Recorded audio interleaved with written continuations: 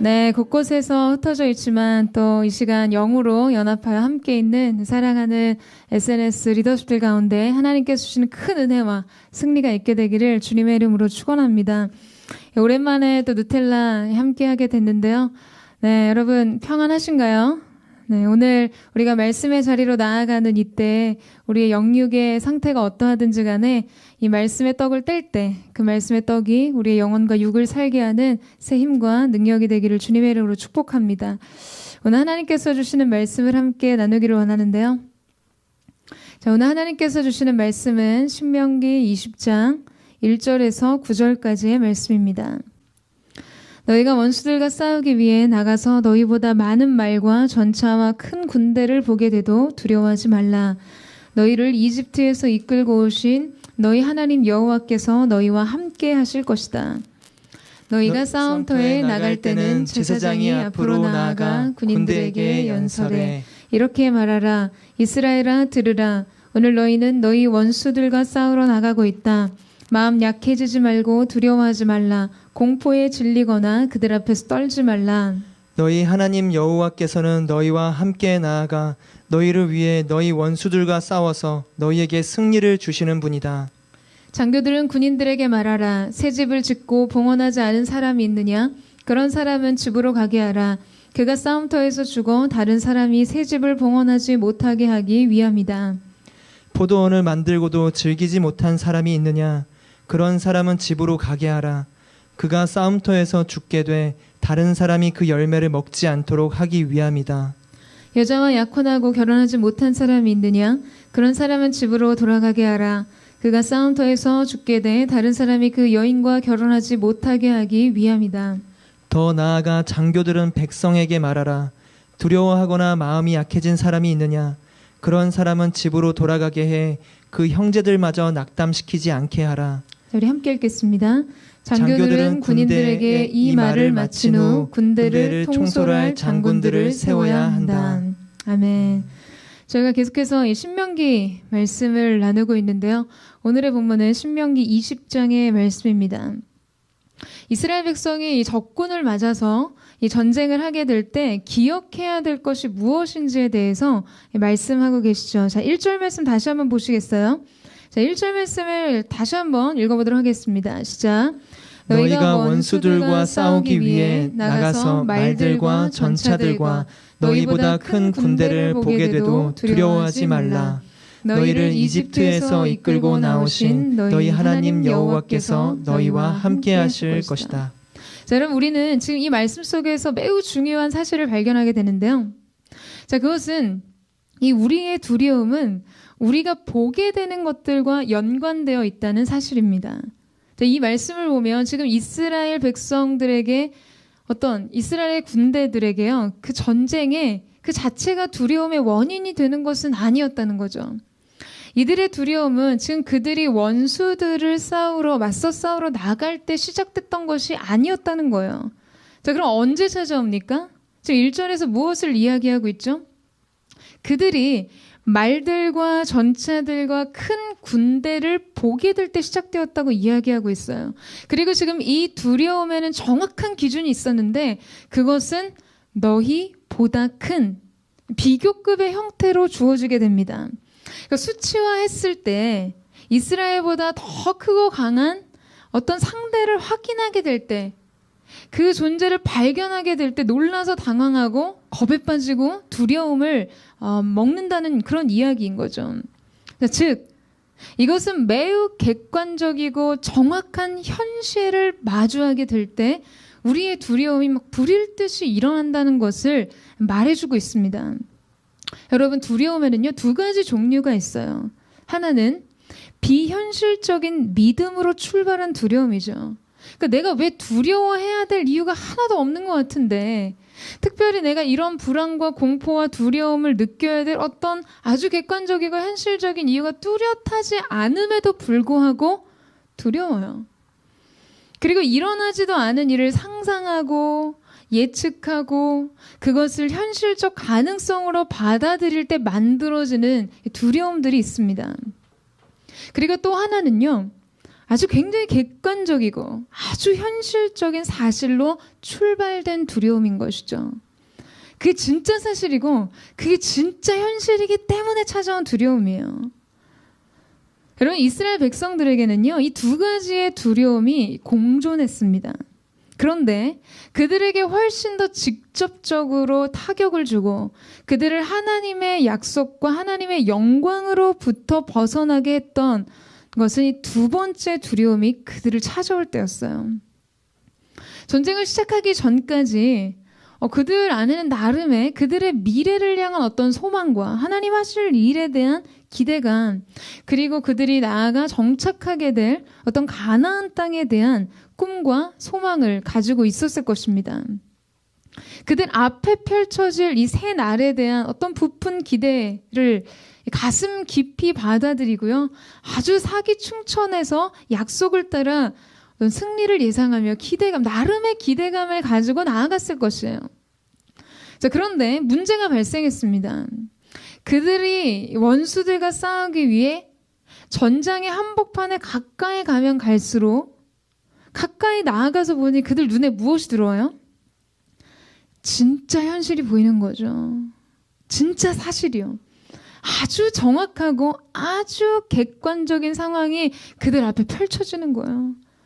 요새 팩트 공격 그런 이야기 많이 했잖아요. 팩트 공격이라는 말들 많이 사용하는데 그야말로 팩트 공격입니다. 여러분, 뭡니까? 이스라엘이 그들 자신보다 훨씬 크고 강한 군대, 그들에게서는 찾아볼 수 없는 말과 전차들을 보게 된 거예요. 그것을 확인한 거예요. 마치 이 두려움이 총성을 듣고 달리기 시작하듯이 그 즉시로 그들의 내면을 가득 채웠던 것이 바로 불안과 근심, 공포와 놀람이 일어나기 시작합니다. 어쩔 줄 몰라요. 내가 너무 어렸네. 내가 너무 세상을 몰랐네. 이런 중얼거림 있잖아요. 여러분, 우리가 우리의 삶의 한복판에서 그래요. 예배 현장 속에서는 뭐든지 다 가능할 것 같아요. 이제 내 안에 짊어지게 되는 세상의 요구와 부모님의 기대와 사람들의 그 많은 피드백들 있잖아요. 그러나 내가 모든 것을 뛰어넘어요. 정말 시편 기자의 고백처럼 적군의 담을 뛰어넘을 것 같지만 막상 일상의 현장, 나의 현실적인 삶의 한복판으로 돌아왔을 때 그 믿음과 그 마음의 충만함과 그 기대를 동일하게 가져가기 쉽지 않다는 것이죠. 새로운 직장을 나갈 때 그렇게 이직을 위해서, 취업을 위해서 기도했어요. 약속을 따라 그 길이 열렸고 믿음을 가지고 담대함으로 말씀을 선포하며 하나님께서 하실 일들을 기대하며 나아갑니다. 그런데 웬걸요? 첫 출근에서부터 그냥 와장창 깨져요. 막 내 기대가 완전히 깨집니다. 무너져 내려요. 생각하죠. 내가 아주 현실적인 감각이 없었나? 내가 세상을 너무 만만하게 본 걸까? 그냥 믿음으로, 계란으로 바위치기 하듯이 내 믿음이 세상 앞에서 그렇게 무력하게 깨어지는 것처럼 느껴지는 거예요. 그냥 거대한 조직 앞에, 세상 앞에, 악랄한 상사 앞에, 날고 기는 동료들 앞에서 숫자에 불과하다고 말하기엔 그냥 점점 초라해지는 내 나이에 대해서, 그냥 내가 내세울 것 없는 그런 기반 위에서 무너져 내리는 것이에요. 시간은 쌓이는 것 같은데 내 안에 쌓이는 것은 빚, 질병, 두려움, 외로움, 이런 것들이라는 거죠. 그러니까 내가 붙들고 왔던 믿음, 이 두려움과 놀람, 불안과 떨림 앞에서 그냥 힘을 잃어버리는 이유는 무엇이냐면 그것이 너무 현실적이라는 것이죠. 누가 봐도 인정할 만한 아주 객관적인 사실, 그게 진짜 삶의 현장, 리얼리티이기 때문입니다.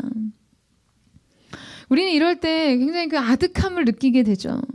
그러면 내가 고백한 나의 믿음은 무엇이었나? 내가 기대한 승리는 무엇일까? 내가 붙들었던 말씀은 과연 뭘까?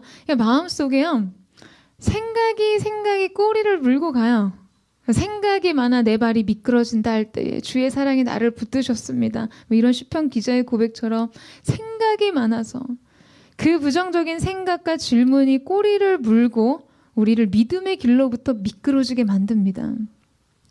하나님이 우리 가운데 주는 약속과 말씀이요, 그냥 넬라 판타지에서나 들었던 그냥 아름답긴 하지만 비현실적이게 느껴지는 거예요. 그냥 어떤 이상적인 세계인 거죠. 우리의 현실에는 발을 딛고 있잖아. 어떤 이상향, 그것에 불과하다고 느끼게 되는 거예요. 그래서 그 약속을 주장하기에는, 그 은혜를 주장하기에는 나는 너무 부족하고 미약하고 무능하고 거룩하지 않고 자주 실패하고 넘어지고, 그래서 현실을 대할수록 자신이 없어지는 것입니다. 여러분, 하나님께서는 그것을 보고 계셨어요. 현실을 마주하고 있는 우리를 바라보고 계셨던 거죠. 그리고 바로 그때 우리 안에 불일 듯 일어나는 이 두려움의 싹을 보고 계셨던 것이에요. 그리고 말씀하십니다. 너희가 말들과 전차들과 너희보다 큰 군대를 보게 돼도 뭐라고 하세요? 두려워하지 말라. 너희를 이집트에서 이끌고 나오신 너희 하나님 여호와께서 너희와 함께 하실 것이다. 여러분, 지금 우리 안에 일어나고 있는 이 두려움을 상쇄시킬 방법에 대해서 하나님께서 뭐라고 말씀하십니까? 그들의 하나님을 믿음으로 기억하고 바라보는 것이었어요. 여러분, 이 사실을 믿으시죠? 각자의 처소에 있지만 여러분, 언제나 이 믿음의 반응이 여러분 가운데 있게 되기를 축복합니다.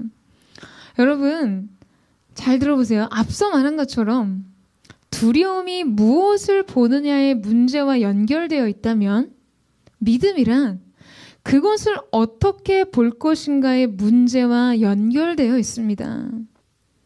오늘 이스라엘 백성들이 원수들과 싸우기 위해 보게 된 말과 전차들은 여러분 무엇을 기억나게 하는 것일까요? 자, 생각해 보세요. 이스라엘 백성들이 이제 나가서 그들 전장 한복판에서 말과 전차들을 봤어요. 자, 그 말과 전차들 딱 봤을 때 직관적으로 그들에게 떠올랐던 것은 무엇일까?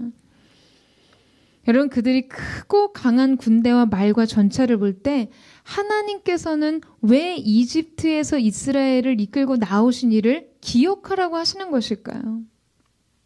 여러분, 그들은 경험상 그들이 원수의 군대를 보았을 때요, 필연적으로 이집트의 말과 전차들을 떠올리게 되었을 것입니다. 그러니까 이스라엘 백성들은 지금 이집트와 홍해를 건너기 전 이 수르 광야에서 바로의 말과 전차들을 본 게 전부였어요. 그렇죠. 그러니까 그것이 그들의 트라우마이든 어떤 하나님의 영광스러운 구원에 대한 기억이든 그 말과 기병과 전차들은요, 즉각적으로 애굽의 군대에 대한 기억으로 연결되었을 것입니다. 그 공포스럽고 두려웠던 기억, 그것이 다시 현실이 되어서 그들 앞에 있을 때 지금 하나님께서 말씀하시는 거예요. 이스라엘아, 기억하라. 내가 그 이집트의 크고 두려운 군대, 그 수많은 말과 기병, 뛰어난 전차 부대를 어떻게 했는지 기억하라고 하시는 거죠. 여러분, 우리 출애굽기 말씀 보면 알지만 어떻게 됐습니까? 하나님께서 제3의 길, 바닷길을 여시고 그들을 그 안에 가두셨어요.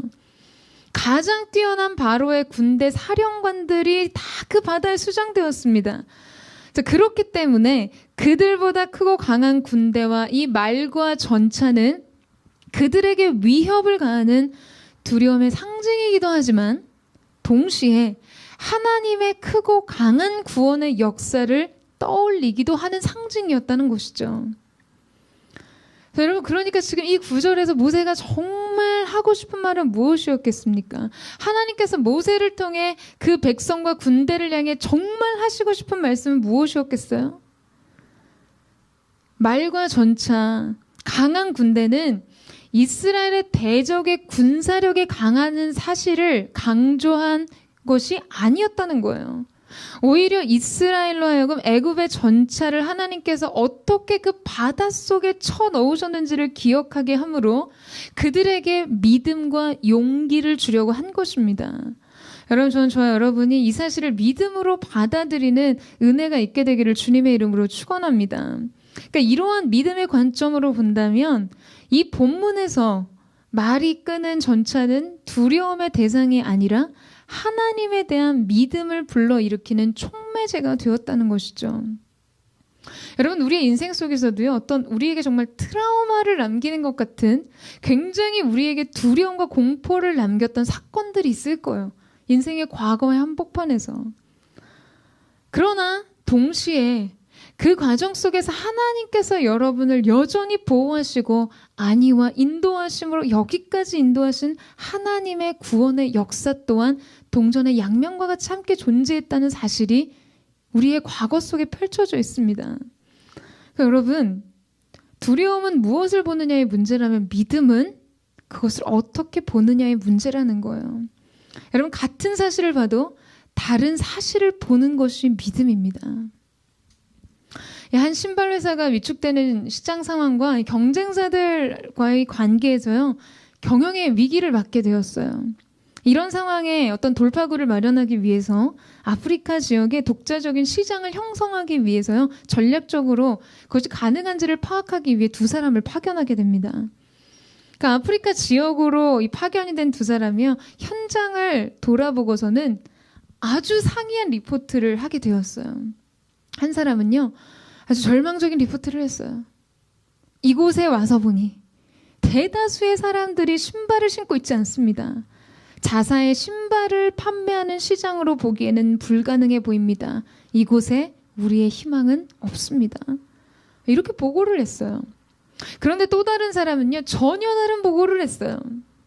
이곳에 와서 보니 대다수의 사람이 신발을 신고 있지 않습니다. 그렇기 때문에 자사의 신발을 판매하는 시장으로 엄청난 가능성이 있는 곳입니다. 이들에게 우리의 신발을 신기기만 하면 됩니다. 여러분 어떠세요? 사랑하는 여러분, 같은 사실이었어요. 그러나 그 현실에 대한 반전은 그 사실 속에서 무엇을 어떻게 바라보느냐가 결정했습니다. 여러분, 이것이 바로 그들의 신념 체계가 어떠한지를 나타내 보여주는 장면이죠.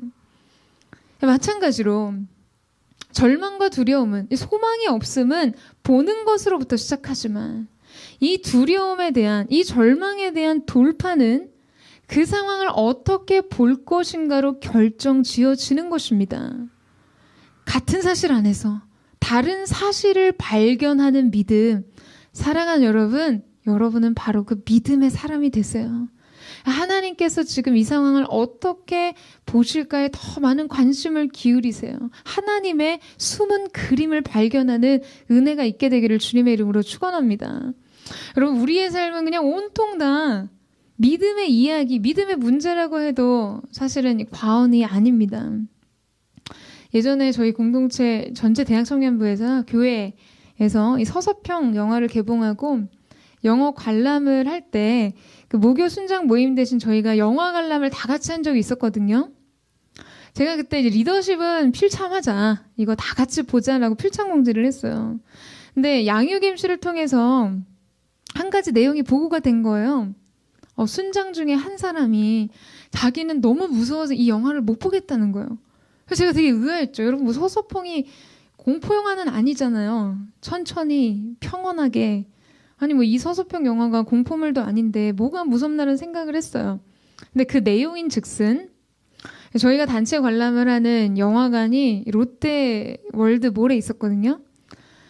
근데 이 자매가 자기는 정말 그 롯데월드몰이 무너질까 봐 무섭다는 거예요. 그 당시 이렇게 잠실 주변에 싱크홀이 막 발생하고 뭐 그런 일이 있었어요. 그러니까 곧 무너질 것 같다는 거죠.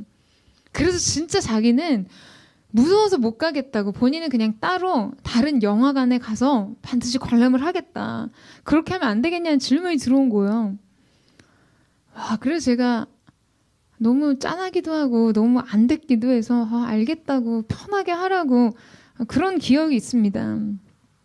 저희 오늘 지금 누텔라 이 용산 근처에 있는 작은 스튜디오에서 하고 있는데요. 저희나 여러분이나 이 상황에서 평안할 수 있는 이유는 뭐라고 생각하세요? 그럼 믿음 때문이에요. 이곳이 안전하다는 믿음이 없이 어떻게 우리가 평안한 마음으로 이곳에 있겠어요? 저는 굉장히 아주 그냥 재미있는 에피소드이지만 그 이야기를 들으면서 그런 생각을 하게 되었어요. 여러분, 우리의 인생은요, 우리가 그 차를 타고 우리가 그곳에 가고 우리가 거기서 거하고 우리가 무언가를 할 때, 코로나도 마찬가지잖아요. 위험하다고 생각하고 위험 요소 있다고 생각하면 가지 않고 안 하는 것처럼 여러분 모든 삶의 일상은 우리의 믿음 체계 안에서 이루어지게 되어 있습니다. 어떻게 보면 과언이 아니에요. 우리의 인생은 다 믿음의 문제라는 거죠. 믿음이 결정한 선택의 연속 선상에서 삶을 살고 있다는 것이에요. 그러니까 우리가 모든 것을 당연한 사실로 받아들이고 지금 사실 의식하지 못해서 그렇지 사실 우리 안에 어떤 확실한 믿음이 있다는 거예요. 이곳은 안전하다. 굉장히 지금 안전한 마음으로 편하게 계시고 있거든요. 결국 모든 것은 믿음의 문제예요. 우리의 모든 삶이 이 믿음의 문제와 연결되어 있습니다. 믿음의 선택 속에서 살아가는 거예요. 우리에게 주어진 현실, 사실, 상황, 사건들을 볼 때 우리가 무엇을 보고 무엇을 믿음으로 받아들일 거에 관한 문제라는 것이죠. 여러분, 저는 SNS 공동체, 이 시대의 리더들을 양육하는 이 믿음의 공동체에 여러분만큼 정말 같은 사실에서 다른 가능성을 발견할 수 있는 그런 믿음의 눈이 열려지게 되기를 주님의 이름으로 축원합니다. 삶의 현실 속에서 절대 바뀌지 않을 것 같은 삶의 조건과 상황 속에서 이 하나님이 하시고자 하시는 하나님의 계획과 의지를 신뢰하는 것이에요. 그래서 여러분의 인생 속에 트라우마로 해석되고 두려움의 상징으로 이해되었던 그 모든 것이 새로운 승리의 상징, 새롭게 하나님께서 하실 일들의 구원의 소망으로 해석되는 그런 놀라운 은혜가 있게 되기를 주님의 이름으로 축원합니다. 그래서 여러분이 이제 너무 어렵지만 온라인 순모임을 하시면서 저희가 생명의 삶 안에 또 질문들이 있지만 번외로 흐름에 따라 이런 질문들을 나눠보면 좋을 것 같아요. 지금 여러분 앞에 펼쳐진 상황, 객관적인 현실, 냉정한 사실이란 무엇일까? 그런 현실을 지금 당신은 어떻게 보고 있는가? 같은 사실 안에서 다른 해석을 하고 있는가라는 질문들을 하는 거죠. 그러니까 누구나 뻔히 할 수 있는 그런 해석 말고 이 사실 안에서 같은 사실 안에서 나는 다른 사실을 보고 있는 사람인지를 나눠보는 시간이 되었으면 좋겠습니다. 자, 그렇다면 우리의 믿음의 본질, 다 믿음의 문제라고 얘기를 하는데 그렇다면 이 믿음의 본질이 무엇인가? 이제 그것이 중요해지죠. 우리 2절에서 3절 말씀을 같이 한번 읽어볼까요? 2절에서 3절 말씀을 한번 같이 읽겠습니다. 시작. 너희가 싸움터에 나갈 때는 제사장이 앞으로 나아가 군대에게 연설해 이렇게 말하라. 이스라엘아 들으라. 오늘 너희는 너희 원수들과 싸우러 나가고 있다. 마음 약해지지 말고 두려워하지 말라. 공포에 질리거나 그들 앞에서 떨지 말라. 자, 여러분 각자 자리에서 저를 한번 따라해 보세요. 전쟁의 본질을 이해하라 라는 것이죠. 전쟁의 본질, 그 노선을, 전선을 이해하는 것이 필요하다는 것이죠. 신명기 말씀에서 계속해서 어떻게 보면 반복되는 이야기일 수 있어요. 하나님께서 전쟁에 나가는 이스라엘 군대를 향해 이렇게 연설하라고 하시는데요. 우리가 이런 전쟁 영화 같은 거 보면 전쟁 시작되기 전에 막 총사령관, 장군들이 이 군사들에게 굉장히 감동적인 연설을 하는 것을 볼 수 있잖아요. 그리고 실제 그 연설이 전쟁의 사기와 판세를 뒤집는 매우 중요한 분기점이 되는 것을 봅니다. 2차 세계대전에서도 윈스턴 처칠의 이 연설을 통해서 그 군대가 사기충천했던 것처럼 완전히 이 전세를 역전시켰던 것처럼요. 지금 이스라엘 군대를 향해서도 하나님께서 이 연설을 시키시는데 역시나 감동적이에요. 2절 말씀 보세요. 마음 약해지지 말고 두려워하지 마라. 공포에 질리거나 떨지 말라고 하시는데요. 좀 조화롭지 않은 장면이 등장합니다. 자, 지금 이 연설을 누가 하고 있냐라는 사실이에요. 여러분 지금 이 연설 누가 하고 있습니까? 제사장들이 하고 있다는 거죠. 아니 군사들을 모아놓고요. 군대 사령관, 군대 장관들이 하는 것이 아니라 종교 지도자라고 할 수 있는 제사 드리는 제사장들이, 예배 드리는 제사장들이 지금 군인들에게 이 메시지를 주고 있다는 거예요. 여러분 이것이 이 전쟁의 전선의 본질을 이해시켜주는, 그것이 무엇인지를 말해주는 장면입니다. 이 전쟁이 그들의 군사력과 군사 전략을 가지고 싸우는 이스라엘 군대의 전쟁이 아니라 하나님께 속해 있는 전쟁임을 말해주는 장면인 것이죠. 자, 그렇기 때문에 이렇게 선포합니다. 우리 4절 말씀을 같이 한번 읽어보도록 하겠습니다. 4절 말씀 시작. 너희 하나님 여호와께서는 너희와 함께 나아가 너희를 위해 너희 원수들과 싸워서 너희에게 승리를 주시는 분이다. 그러니까 이 싸움의 주체가 이스라엘의 군대가 아니라 그들과 함께 나와 그들을 위해 싸우고 계시는 하나님이시라는 것을 아주 명확하게 밝히고 있죠. 그 하나님께서 이스라엘에게 승리를 주시는 것이에요. 사랑하는 여러분, 믿음이라는 거는요, 이 싸움의 전선을 바르게 이해할 때 발휘될 수 있는 것입니다. 우리의 마음이 약해지지 않고 두려워하지 않고 겁내지 않을 수 있는 믿음은 그 전쟁을 내가 싸울 때는 가질 수 없는 믿음이라는 거예요. 마음이라는 거예요. 저는 이전에 신앙생활 하면서는 믿음이라는 거는 진짜 제 자신을 막 강화하는 거라고 생각했어요. 영적인 진짜 영혼의 근력을 높이고 영적인 투사와 같이 막 투지를 힘을 길러서 문제를 막 돌파하고 견디고 성취하는 거라고 생각했죠. 근데 정말 또 나이가 먹는 것도 있겠지만 시간이 지날수록 제가 정말 하나님 앞에서 가져야 될 믿음이라는 것은 내 자신이 강화되는 것이 아니라 내 속에서 내 안에서 일하시는 성령님, 내 안에 사시는 그리스도께서 강화되시는 것이라는 사실을 받아들이게 되었어요. 내 안에 사느니 예수 그리스도라. 왜 약한 데서 강함이라고 고백했던 이 바울의 고백을 이해하게 되는 것이죠. 여러분도 그렇지 않으세요? 여러분 일상에서 가정의 문제, 부모님과의 관계 문제, 직장 상사 이런 우리를 둘러싸는 수많은 문제들이요. 우리가 정말 그 문제를 스스로 돌파하려고 할 때 어떻게 하면 여기서 잘 이 문제를 해결할 수 있을까를 골똘히 생각하면 할수록 너무 지쳐요. 너무 두렵고 너무 힘들어요. 포기하고 싶습니다. 그런 시간들을 통과할 때 여러분 우리는 알게 돼요. 믿음이란 인생의 주도권이 바뀌는 것이라는 사실을 알게 되는 거죠. 그래서 내가 하는 게 아니구나. 철저히 정말 하나님께서 하시는 것이라는 이것이 어떤 입술의 고백을 떠나 정말 그것이 인정되는 거. 그래서 우리의 믿음은 이 어린 아이들은 자랄수록 독립적이어지지만 믿음은 자랄수록 의존적이어집니다. 믿음이 강화될수록 의존적이어져요. 그러니까 진짜 믿음의 사람은 믿음이 있는 사람은 하나님 앞에서 하나님 할 수 있습니다. 라고 말하는 사람이 아니라 어쩌면 하나님 전 자신이 없어요. 저 못하겠어요. 저를 도와주세요. 저를 붙들어 주세요. 하나님께서 하세요. 라고 말할 수 있는 사람이라는 거죠. 믿음은 그저 좋은 것이라고 자신에 대한 어떤 과도한 자신감을 부여하고 긍정의 힘? 그런 어떤 결단을 조장해서 할 수 있다고 말하는 것이 믿음이 아니라는 거예요. 긍정적인 사고로 자신을 강화하고 마인드 컨트롤을 해서 그런다고 상황이 달라지지 않습니다. 여러분 우리의 인생은 하나님께서 바꾸실 수 있으세요. 그래서 우리는 이 싸움의 인생의 싸움의 전선, 인생의 판세를 뒤바꿀 수 있는 근본의 전선을 이해할 수 있는 것이 필요합니다. 인생은 하나님을 의지하는 것의 싸움이라는 거죠. 모든 문제 속에서 하나님을 의식하고 하나님을 의지하는 것의 싸움이에요.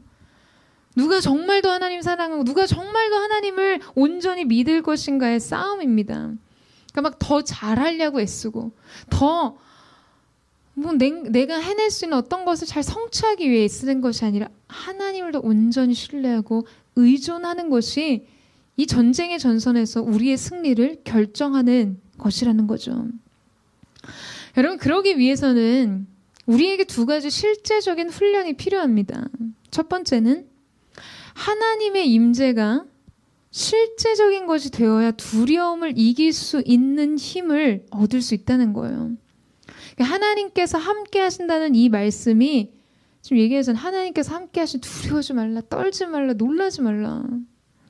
근데 하나님께서 함께 하신다는 이 말씀이 두려움 앞에 있는 우리에게 아무런 도움이 되지 않는 이유는 하나님의 동행이 그분의 임재가 나의 삶에 진짜 피부로 와닿지 않기 때문이에요. 진짜 피부로 와닿는 실체가 아니기 때문이에요. 두려움은 현실적인 것을 기반으로 했기 때문에 너무너무 실제적인데 나와 함께 하시겠다는 하나님의 이 말씀은 굉장히 비현실적인 것이죠. 그냥 좀 모호하고 관념적으로만 들리는, 그러나 뭐 듣기 좋은 격려같이 느껴질 뿐인 것이에요. 여러분 정말 한번 우리 같이 질문해 볼까요? 저는 제 자신에게, 여러분은 여러분 자신에게 여러분의 삶 속에 찾아오는 두려움과 어떤 낙심, 무엇으로 이기세요? 여러분 삶에 정말 아주 지극히 현실적인 문제들을 해결할 때 여러분 어떤 것을 의지하고 나아가세요? 이 하나님의 임재, 하나님의 약속, 여러분 이것이 여러분이 매 순간을 이기는 실질적인 비밀 병기가 되어야 합니다. 하나님의 동행, 하나님의 임재가 아주 매일매일 실제적인 경험이 되어야 되는 거죠. 그걸 훈련하는 거예요. 마음이 낙심이 됐거나 몸이 너무 아프고 힘들어서 이 마음속에 막 절망감이 찾아와요. 낙심이 돼요. 사방으로 우겨싸인 것 같은 답답한 일을 당했을 때 여러분 그때 실질적인 하나님의 임재로 그 마음을 넘어서고 그 육체의 연약함을 넘어서고 그 상황과 환경을 뛰어넘어서는 매 순간에 훈련이 쌓이면요, 정말 인생의 결정적인 순간에 하나님께서 두려워하지 마라, 내가 너와 함께함이라 하시면 인생 거기서 끝나는 겁니다. 우리의 훈련은 일상의 영성이란 바로 하나님의 임재의식, 하나님과의 이 동행을 인생의 가장 어떤 것보다도 실제적인 현실적인 교제가 되게 하는 것, 이것이 저와 여러분의 능력인 줄로 믿습니다. 두 번째로는요, 그럼에도 불구하고 우리가 해야 할 일이 있다는 것을 기억하는 것이에요. 4절 말씀 다시 한번 볼까요? 4절 말씀 같이 한번 읽겠습니다. 시작. 너희 하나님 여호와께서는 너희와 함께 나아가 너희를 위해 너희 원수들과 싸워서 너희에게 승리를 주시는 분이다. 너희 하나님 여호와께서는 뭐라고 하시죠? 너희와 함께 나아가 너희를 위해 싸우신다 하세요. 자, 우리는 앞서 이 전쟁의 전선을 이해할 필요가 있다고 했어요. 그래서 이 전쟁을 이기는 비결이 무엇에 있는지에 대해 나눴죠. 어떤 내적인 무장, 내적으로 우리가 어떤 영적인 갑옷을 입어야 하는지에 대해서요. 자, 그렇다면 이제 외적으로 우리가 무엇을 해야 하는지를 분별하는 일이 필요합니다. 우리가 이렇게 믿음의 선포를 하잖아요. 하나님이 하실 것입니다. 라는 말은요, 그러니까 너희는 아무것도 안 해도 된다는 말이 아니에요.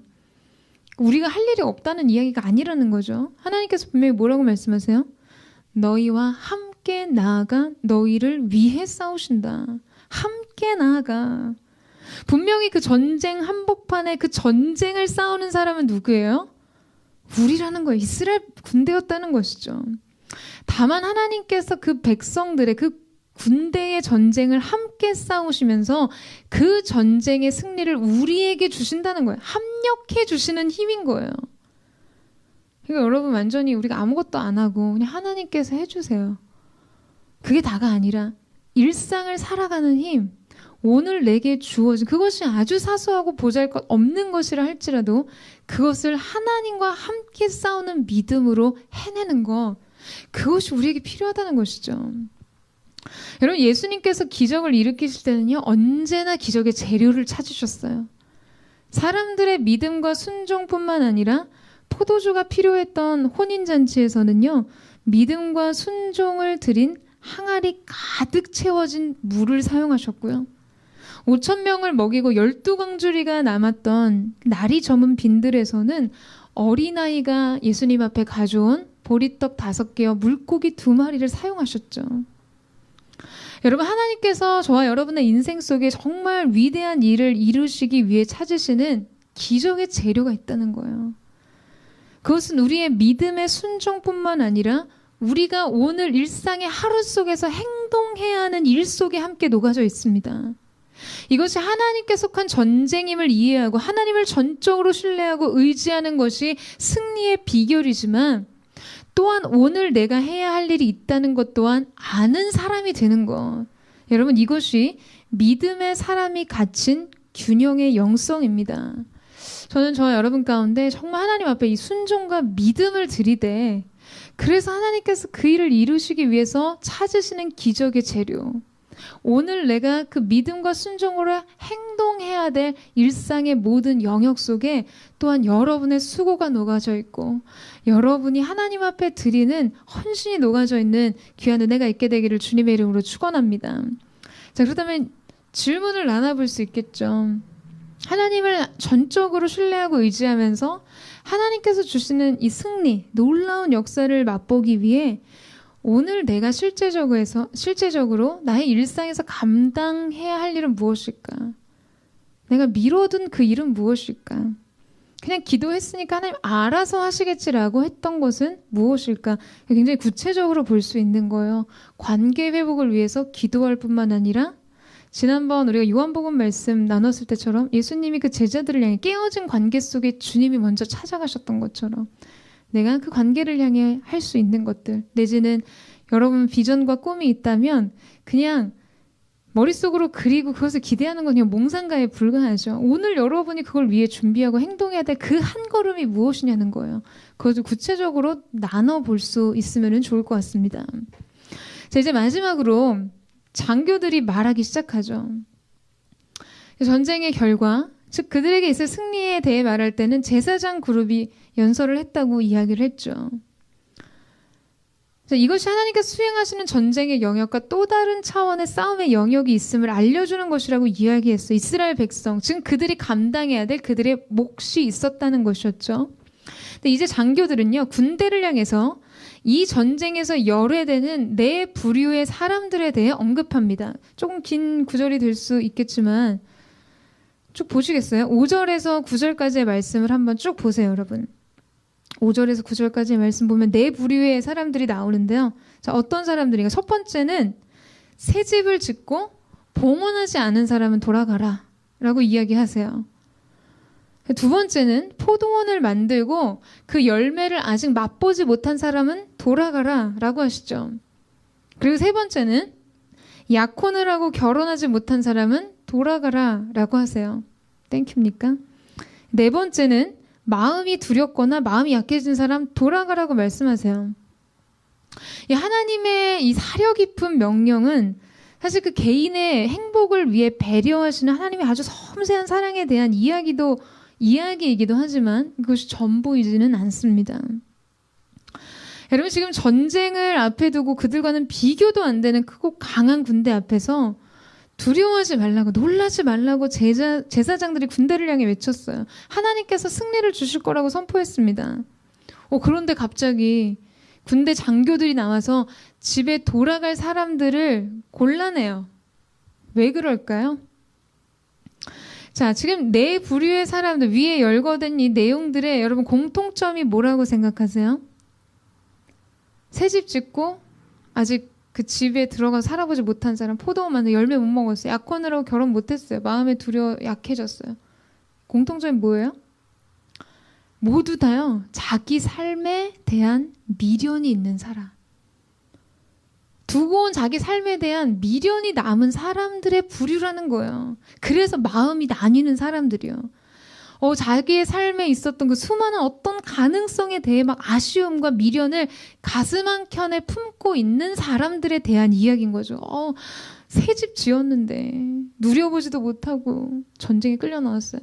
포도나무 심었는데 열매 한 송이 따먹지도 못하고 나왔어요. 결혼했는데 그 신혼의 아름다움을 누려보지도 못하고 나왔어요. 안락하고 즐거운 곳, 안전한 곳에 있고 싶은데 내가 왜 두려운 이런 전쟁의 현장에 있어야 되나? 라는 마음이 있었어요. 여러분, 이들은 마음이 나뉘게 되어 있습니다. 여러분, 하나님께서는 언제나 나뉘지 않는 중심을 원하시는 분이세요. 그 온전함이요. 그래서 언제나 자원하는 심령을 말씀하십니다. 여러분, 어차피 하나님께서 하실 거잖아요. 하나님을 의뢰하는 자에게 있어서 하나님께서 하실 걸 믿으시죠? 그렇기 때문에 그분의 일에, 그분의 계획에 온전한 마음으로 연합하는 사람들이 필요한 거예요. 그분의 위대함과 무한한 능력에 그냥 작은 도움이라도 드리고자 손을 걷어붙이는 사람을 원하는 것이 아니에요. 여러분, 제가 리더의 입장에서 공동체를 섬기는 사람으로서 참 이 마음이 공감이 가요. 하나님의 부르심이 있는 리더로서 양육자로 사역자로 세우기 위해 여러분 콜링할 때 여러분 처음 다 콜링 이렇게 받으셨을 때 정말 상황과 환경이요 그 일을 못할 만큼 버거운 사람들이 있어요. 그럴 때도 그렇게 얘기합니다. 하나님께서 하실 거야. 기도할게. 제가 부족해서 아직 준비가 안 돼서 라고 말하는 사람들에게도 계속 얘기하거든요. 도전해요. 준비돼서 여력이 돼서 잘하는 사람은 없다고 말하죠. 나랑 우리 전도사님 다 마찬가지라고. 근데 부르심의 자리에 서면 할 수 있다고 그렇게 얘기하면서 퇴로를 차단하고 끈질기게 막다른 골목까지 몰아서 그 사람이 부르심에 응답할 수 있도록 몰아갈 때가 있죠. 여러분에게 심심한 사고의 말씀을 드리지만 근데 여러분 하나님의 사람들을 세우고 콜링할 때 제가 2번 묻지 않는 사람들이 있어요. 어떤 사람인지 아세요? 마음이 안 느껴지는 사람이요. 마음이 없는 사람, 마음이 나뉘어져 있는 사람에 대해서는요. 단 한 번도 설득해 본 적이 없어요. 이런 사람들은 마음에 늘 아쉬움이 있어요. 부르심을 선택할 때 내가 포기해야 될 것, 시간 써야 돼요. 누텔라 해야 돼요. 써머리? 와, 간식 내가 지금 내 간식 챙겨 먹는 것도 힘든데 순원들 막 돌아보고 코로나 나도 힘들거든. 근데 수모임에 안 나타나는 순원들 챙기는 거 얼마나 힘들어요. 내가 돌아봐야 되는 삶의 형편에 대한 아쉬움이 그 선택을 방해하는. 근데 그래서 저는 이렇게 마음이 잘 안 느껴지는 가진 자원이 많고 은사가 많고 너무너무 꼭 필요한 기능이 있는 사람이라 그래도요. 그 사람의 마음이 하나님의 부르심에 대해 온전한 마음이 없다면 여러분 그것은 합당하지 않다는 것이죠. 여러분 우리의 부족에 대해서는요. 하나님이 채우십니다. 하나님이 하시는 일이기 때문이에요. 그렇기 때문에 하나님 앞에 군사된 자로 부름을 받은 사람은 단 하나의 조건만 만족시키면 됩니다. 그 마음이 하나님을 향해 온전히 향해 있는 사람이요. 군사된 자로 부름을 받은 자는 쟁기를 가지고 뒤를 돌아보지 않는 사람이에요. 자신의 삶의 시간, 재정, 관계, 상황에 대한 미련을 두고 막 아쉬워하면서 손꼽아 자신이 누릴 수 있는 일상의 막 행복, 여가, 안락함, 성취 이런 것들에 대한 다른 뜻을 가진 사람은 합당하지 않다는 것이죠. 여러분 어떠세요? 그렇게 내 부류의 사람, 집으로 돌아간 내 부류의 사람들이 와 전쟁에서 열애돼서 안도하며 기쁘고 즐거웠을까요? 정말 그랬을 수도 있겠지만 여러분 그들에게는요 영광의 상급이 없습니다. 고작 새 집에서 사는 기쁨, 포도나무의 과실을 먹는 즐거움, 약혼자와 결혼하는 행복, 그것이 그들에게 주어진 유일한 보상이에요. 거기까지가 끝입니다. 물론 이러한 행복들, 소소한 일상의 행복들을 하나님께서 존중하셨기 때문에 그러한 자들 돌아가도 좋다고 말씀하셨어요. 그러나 여러분 우리는 어떠한 기쁨을 위해 사는 사람들입니까? 저는 저와 여러분이 하나님의 영광을 보는 자리, 하나님께서 하시는 일을 목도하는 자리에 서는 은혜가 있게 되기를 주님의 이름으로 축원합니다. 그냥 한 개인, 한 인간으로서의 개인이 누릴 수 있는 즐거움에 멈춰서는 것이 아니라 진짜 우리의 전 존재의 궁극적인 영광, 우리 인생의 진짜 근원적인 기쁨의 자리에 서게 되는 저와 여러분 되시기를 주님의 이름으로 축원합니다. 그래서 저와 여러분이 자기 자신을 위해 사는 것이 아니라 우리의 삶을 위해 헌신하는 자들이 아니라 하나님의 나라의 대의를 위해 살고, 그래서 하나님의 역사가 여러분 개인의 삶의 역사로 또한 기록되는 귀한 은혜가 있게 되기를 주님의 이름으로 축원합니다. 그래서 마지막 질문은 이 군대 장관이 말한 내 부류의 사람, 전쟁에 참여하지 않고 돌아가는 사람들의 목록 속에 자기 자신의 모습이 보이진 않는지, 하나님의 부르심 앞에서 자꾸 여러분을 이 뒤돌아보게 하는 이 미련이 남는 영역은 무엇인지에 대해서 한번 생각해보고 순원들과 함께 나눠볼 수 있는 그런 은혜가 있었으면 좋겠습니다. 네, 오늘 함께 좀 기도했으면 좋겠는데요. 혹시 여러분이 말씀 들으면서 갖게 되는 어떤 질문들이라든지 좀 어려운 부분들이 있다면 댓글을 달아주세요. 네, 오늘 이 프롬프터를 준비해서 혹시 여러분과 이렇게 좀 이 현장에서 소통할 수 있는 것은 어떤 게 있을까 좀 고민을 했는데요. 없으면 말고요. 네, 있으신 분들은 이렇게 어떤 부분들 아니면 나누고 싶은 이야기들 나눠주시면 제가 함께 공유하도록 하겠습니다. 우리 같이 한번 기도할까요? 함께 기도하며 나아갈 때 먼저 기도하고 나누겠습니다. 사랑하는 주님, 오늘 이 가운데 정말 우리의 삶 속에 진짜 현실을 봤기 때문에 내가 예배 현장 속에서는 아멘 했지만 일상의 현장으로 돌아가니 너무나 두렵고 불안하고 놀란 가슴으로 내가 과연 그것들을 해낼 수 있을까? 하나님의 약속이 하나님의 말씀대로 나는 그러한 자리, 그러한 사람이 될 수 있을까라고 고민하는 사람들이 있다면 오늘 하나님의 말씀이 여러분의 마음속에 큰 믿음의 용기를 주신 은혜가 있게 되기를 축복합니다. 사랑하는 주님, 오늘 오셔서 우리의 마음을 씻어주시고 강하고 담대하게 하나님을 바라며 우리 인생의 싸움의 전선의 본질을 이해하는 그런 귀한 믿음의 사람들 되게 하여 주옵소서. 우리 그 마음 고백하며 이 시간 합심해서 한번 통성으로 기도하겠습니다.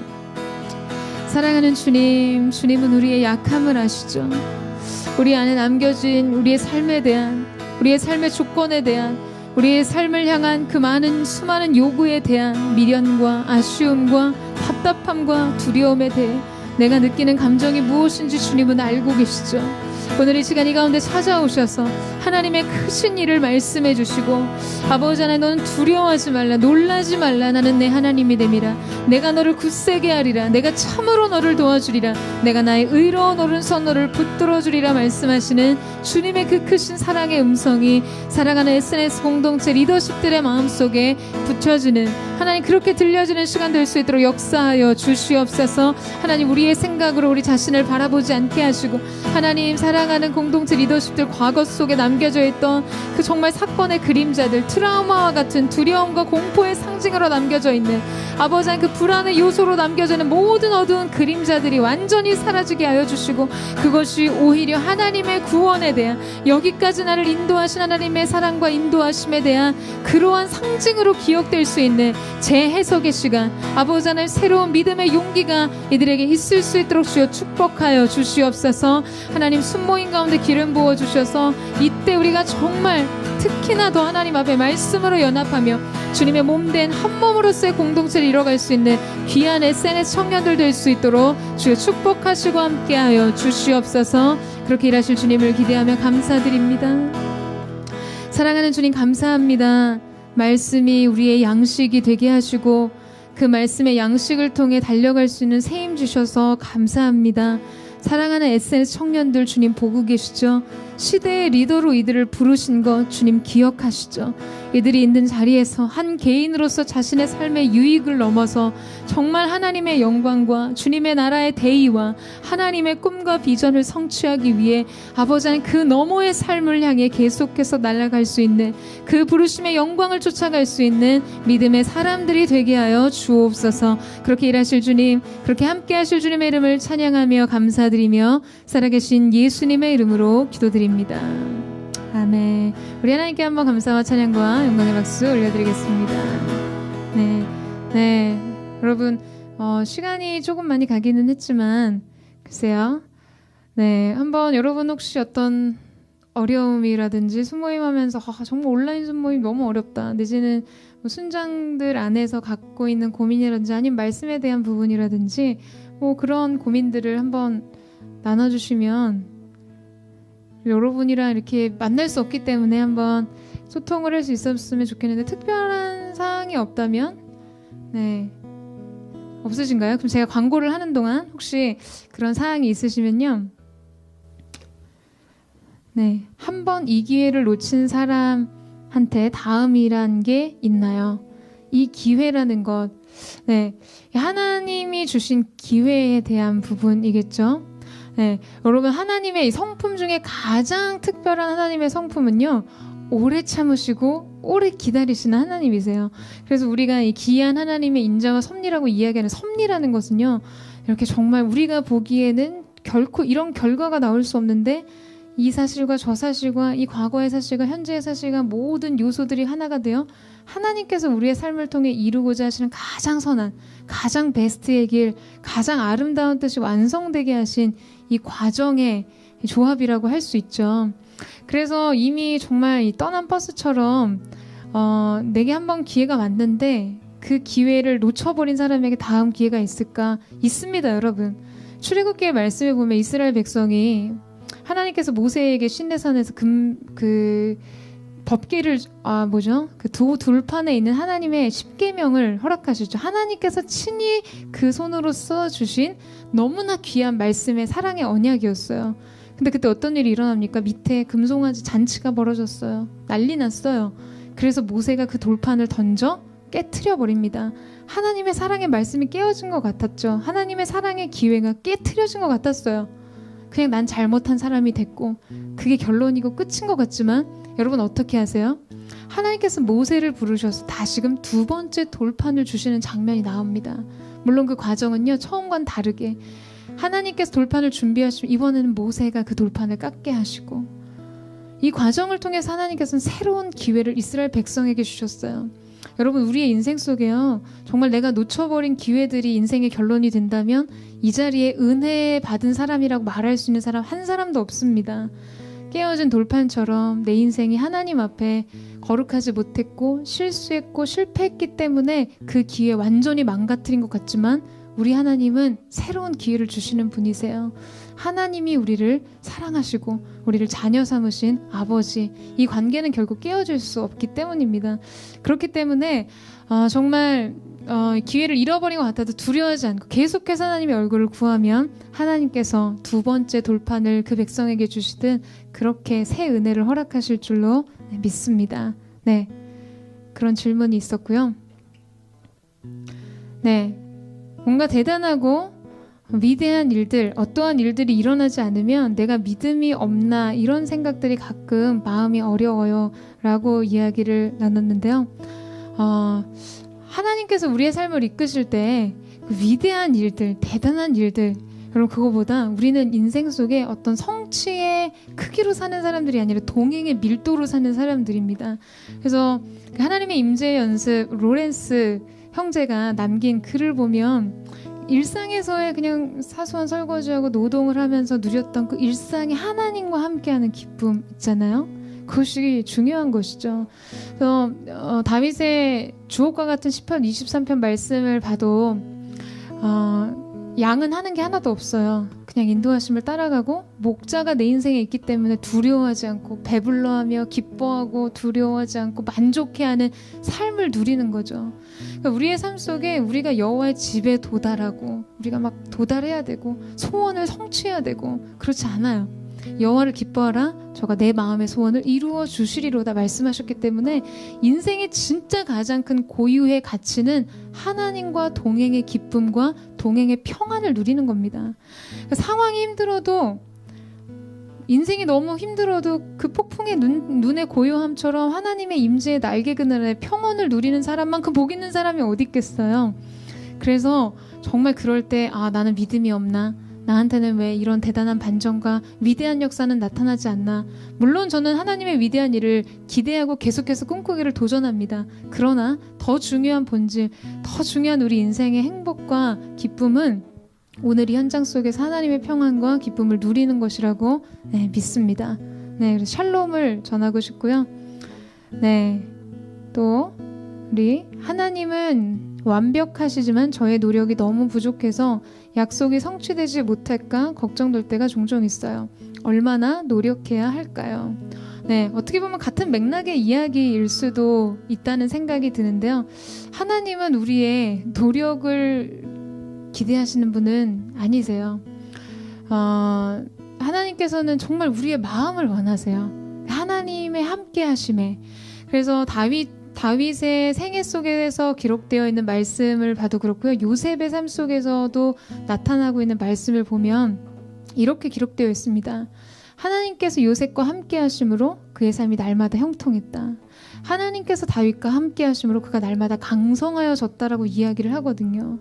그러니까 하나님의 약속과 하나님의 성취를 위해서 나의 노력이라는 것은요, 막 대단한 탁월한 전략과 탁월한 기능을 그런 의미를 말하는 것이 아니라 진짜 겸손하게 하나님을 구하고 오늘 내게 맡겨진 그 일에 충실한 것이죠. 그래서 다윗을 하나님께서 이스라엘 주권자로 삼으실 때 하나님께서는 그 마음 중심을 보셨고 무엇보다도 곰과 맹수와 정말 이 사자의 입에서 그 양떼를 꺼낼 수 있는 자기에게 맡겨진 것에 대해 충실하게 성실하게 누가 보든 보지 않듯 성실히 책임을 다했던 다윗의 중심으로부터 하나님께서 그의 일을, 그래서 이스라엘을 맡기신 것처럼 정말 하나님께서 큰 일을 행하실 때 우리의 노력은요, 사실 정말 하나님 앞에 오늘의 태도를 지키는 거라고 생각해요. 이 일상의 태도 하루하루가 쌓이면 하나님께서 그것을 보시고 우리를 높은 곳에 세우실 것입니다. 네, 물론 우리의 목표가 높은 곳에 서는 것은 아니지만 오늘 하루 한 걸음 한 걸음 내가 정말 내 양새끼도 아니었고 아빠가 나한테 맡긴, 나한테 관심도 없는 내 부모가 나에게 맡긴 양떼를 위해서 골리앗을 치러 나갈 때도요, 아버지의 심부름으로 형들에 있는 엘라 골짜기에 갈 때도 다윗은 자기의 양새끼를 다른 사람에게 부탁하고 갔다라는 성경의 구절이 있어요. 뭐 이런 것까지 성경이 기록하겠어요. 그러니까 다윗이 얼마나 아버지가 자기에게 맡긴 그 몇 마리 안 되는 양을 충실하게 돌보고 케어했는지를 보여주는 장면이죠. 그러니까 너무 대단한 노력, 완벽한 어떤 것이 아니라 정말 나에게 맡겨주신 그 일에 충실하고 태도를 다하고 뜻을 다하고 정성을 다하는 그 마음의 중심을 통해서 하나님께서 하나님의 일을 이루실 줄로 믿습니다. 네, 순장으로 너무 부족한 것 같아 순원들에게 너무 미안해서 마음이 어려워요. 저도 그래요. 제가 SNS 담당 교육자로서 너무 부족한 것 같아서 항상 여러분에게 미안한 마음 또 어려운 마음이 있습니다. 그거는 리더의 마음인 것 같고요. 그 마음은 저는 귀한 것 같은데요. 오히려 내가 이 정도 하는데 너 그거밖에 못하니? 라는 마음이 더 어려운 마음이겠죠. 그래서 여러분 응원합니다. 그 마음으로 계속해서 사랑의 둥지를 틀고 순원들을 사랑해 주셨으면 좋겠습니다. 하나님의 사랑을 경험한 저와 힘든 가운데 가족들이 다 하나님을 떠난 남자친구네 부모님과 누나들, 제가 힘든 상황에 주님께서 도와주실 거야, 제가 경험한 채우심의 하나님을 아무리 말해도 신뢰하지 못하는데 어떻게 해야 될까요? 네, 씨를 뿌리고 물을 주는 것까지 우리가 할 수 있지만 그것을 자라나게 하시는 분은 하나님이시라고 바울이 이야기를 했죠. 그렇기 때문에 우리는 그런 게 있어요. 이게 옳기 때문에, 이게 맞기 때문에 내가 그걸 말하면 모든 사람이 다 이해하고 동의하고, 그래서 결국에는 내가 꿈꿨던 하나님이 선하신 분이라면 나에게 이런 결과를 주실 거야 라는 그 결과가 눈앞에 탁 보여줘야 된다고 생각하는데요. 여러분, 우리는 자라나게 하시는 하나님의 주권을 신뢰하는 마음으로 그냥 물을 주고 씨를 뿌리는 거죠. 그렇게 계속 하나님이 우리에게 주신 선하심에 대해서 전하고, 하나님이 나를 어떻게 사랑하셨고 여기까지 인도하셨고 그래서 내 인생이 얼마나 변화했는지를 정말 믿음으로 간증하고 고백하면요, 여러분의 가족, 친구, 남자친구, 인생의 어떤 굴곡진 길목을 만날 때 그 얘기가 생각나요. 이 길 어떻게 통과하지? 내 딸이, 우리 언니가 얘기했던 그 하나님 궁금해서, 그런 경우가 굉장히 많습니다. 그래서 그런 마음의 어려움, 조급한 마음을 버리고 그냥 그 자리에서 하나님께서 계속해서 하신 선하신 일들, 그것을 선포하세요. 그리고 계속해서 새로운 하나님의 선하심을 그 내면에 축적하세요. 그래서 언제든지 그들에게 새로운 하나님의 일하심을 간증하고 전할 수 있는 그런 은혜, 그럼 언젠가 하나님께서 그 뿌려진 마음의 밭에 뿌려진 씨앗이 움트게 하시고 자라나게 하셔서 열매 맺게 하실 줄로 믿습니다. 네. 기본적으로 주어진 또는 해야 할 회사 일이나 학업을 하니 지쳐서 기도하는 시간, 말씀 보는 시간이 많이 줄었는데, 이럴 때 회사 일이나 학업을 줄이고 기도 말씀 시간을 먼저 하고 이런 식으로 우선순위를 바꾸는 게 좋을까요? 일이나 학업이 뒤처지더라도. 네, 우리의 잘못된 두려움 중에 하나가요, 우리가 영혼의 진짜 중요한 본질의 우선순위를 이렇게 놓으면 현실적인 삶의 것들이 굉장히 어그러진다고 생각을 해요. 근데 우리 특히나 그랬던 것 같아요. 고3 시절, 수험생 시절도 여러분 다 통과해서 알겠지만 잠언 굉장히 많이 읽으셨잖아요. 잠언 몇 독 하면서 그 시간 보냈죠. 왜 그랬을까요? 결국 지혜라는 것이 하나님께로부터 오는 거라, 이 모든 걸 감당할 힘이 하나님께로부터 오는 거라고 믿었지만 반쪽 믿음이 우리 안에 있는 거예요. 그렇게 믿어서 해야 될 것 같은데 현실이 보이니까 이렇게 하면 또 내 걸 잃어버릴 것 같은 그 두려움이, 상실에 대한 두려움이 공존하는 거죠. 믿음은 온전한 미움, 너희 마음, 온 마음과 뜻을 다해라고 말씀하시는 것처럼 온 마음을 다해서 하나님 앞에 우선순위를 정하시면요, 하나님도 우리의 삶 속에 하나님의 뜻을 정하세요. 하나님 이렇게 말씀하시면, 다윗을 향해서는 저가 나를 사랑한즉 저가 내 사랑을 입을 것이요 저가 나를 찾은즉 내가 그를 만나리라. 사울의 인생은 달랐어요. 그 인생은 하나님께 관심이 없었기 때문에 결국 하나님의 관심으로부터 벗어나게 되죠.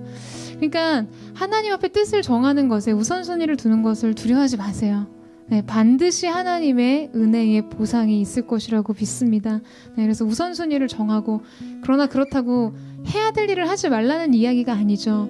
네, 그 우선순위를 정하면 하나님께서 지혜를 주시고 인생의 시간과 행동을 어떻게 규모 있게 써야 되는지를 알게 하실 줄로 믿습니다. 네, 이제 시간이 많이 갔기 때문에 마지막으로 볼까요? 네, 분열왕국에서 북이스라엘 여로보암 남유다 다윗의 첫 왕들이 첫 단추를 잘못 끼운 것 때문에 그 뒤에 자손들이 그 영향력 아래 놓이게 되었다는 내용을 최근에 배웠는데요. 가족의 쓴뿌리, 시대의 쓴뿌리들이 지금이 저에게 영향을 미칠 수 있겠다 생각이 들고, 또 그 쓴뿌리가 자녀들에게 은연중에 미칠 수 있다는 생각이 들어 두려웠습니다. 다음 세대들은 하나님을 더 믿기 어려운 시대 상황이 될 것 같은데, 다음 세대에게 하나님을 전하고 가르칠 때 무엇에 가장 중점을 두고 어떻게 가르쳐야 할까요? 하나님을 모르는 사람에게도 마찬가지고요. 가장 중요한 것은 미나가 첫 단추가 되는 거라고 저는 생각합니다. 네, 새로운 시작점이 되는 것이죠. 우리는 그 모방 이론이라는 게 있잖아요. 이렇게 굳이 그러고 싶지 않아도, 그게 뭐 영적인 차원을 떠나서도 심리학적으로도 내가 싫어하는 그 모습을 되게 학습하게 되고, 네, 이렇게 따라가게 되죠. 배우게 되죠. 은연중에. 그래서 세대가 세대 간에 그것을 학습하게 되는 경우도 있고, 사회 안에, 조직 안에도 그런 경우들이 있어요. 결국에는 우리가 이 거대한 어떤 흐름 안에서 새로운 흐름을 만들기 위해 가장 중요한 건 바로 그 사람이 첫 단추가 되고 새로운 시작이 되는 거라고 믿습니다. 새로운 시작을 만들어가는 거죠. 히스기야, 요시야가 새로운 흐름과 새로운 영적인 개혁들을 통해서 그 백성들을 하나님께로 그 마음이 돌아오게 했던 것처럼, 미나가 그 새로운 시작점이 되고 새로운 본보기가 되고 새로운 상징이 되면, 그리고 가정의 영적인 거울이 된다면 그 영향력 또한 파급력 있게 흘러가리라고 믿습니다. 그러니까 사실은요, 세상과 우리 주도권 싸움이에요. 누가 영향력에 힘을 가질 것인가. 우리 중심이 제대로 서 있지 않으면 막 가정 안에서 밀려 들어오는 것들, 또 믿지 않는 세상의 관계 속에서 밀려 들어오는 것들을 대응할 힘이 없어요. 근데 우리가 말씀의 명확한 진리의 기준과 힘을 가지고 선다면 이 역전의 현상들이 일어납니다. 보세요. 지위가 절대 영향력을 결정하지 않아요. 엘리 시대 제사장인 엘리에게 영적인 지도력이 있었을까요? 아이 사무엘에게 있었을까요? 네, 여호와의 이상이 희귀했던 그 사사시대 같은 그때에 엘리 제사장은 하나님의 음성 듣지 못했어요. 근데 누가 듣죠? 어린 아이였던 사무엘이 그 음성 듣고 하나님의, 엘리 가문을 향한 하나님의 계획과 뜻을 듣게 되었어요. 그런 것처럼 중요한 건 어떤 지위, 어떤 그동안의 흐름, 이게 중요한 게 아니라 사무엘로부터 새로운 시작점이 되었던 것처럼, 민족의 역사와 영적인 기상이 변화된 것처럼, 저는 오늘 우리 한 사람 한 사람이 그러한 새로운 시작점, 새로운 첫 단추가 된다면 하나님께서 우리 가운데, 우리를 통해서 이 시대를 변화시키고, 네, 그래서 다음 세대를 향해서도 진짜 중요한 건 우리가 잘하는 거예요. 우리가 예배 부흥의 횃불을 전해줘야 되고요. 니네 이렇게 해야지 저렇게 해야지가 아니라 우리가 하나님 앞에 바르게 서 있고 진리 편에 서 있으면 다음 세대가 이어받을 시대의 바통 또한 그럴 줄로 믿습니다.